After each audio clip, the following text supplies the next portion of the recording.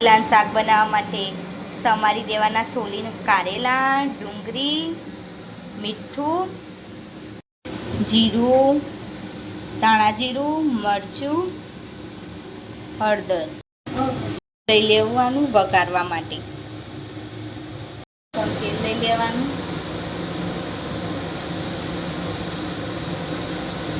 3 ડોંગળી, દહીં એડ કરવાની, એડ કરવાનું,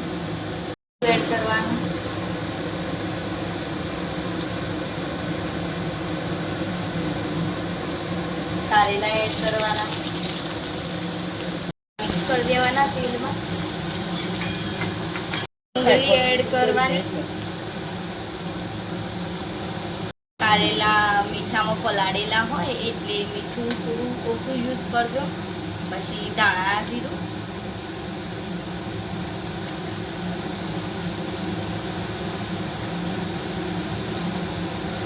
હળદર,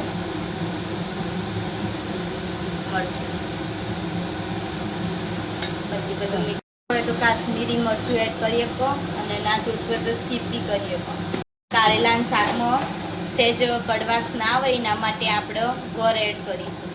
તમારે ગોળ એડ કરવો હોય તો ગોળ બી એડ કરી શકો, ખાંડ એડ કરવી હોય તો ખાંડ બી એડ કરી શકો. શાક ધીમા તાપે ચડવજો ઢાંક્યા વગર, એટલે કડવાશ નહીં આવે. 10 મિનિટમાં ધીમા ગેસે કારેલાનું શાક રેડી થઈ જશે. કારેલાનું શાક રેડી છે. તમે આ રીતના બનાવશો તો અમારે જેવું ટેસ્ટી શાક બનશે, એકદમ લજીઝ.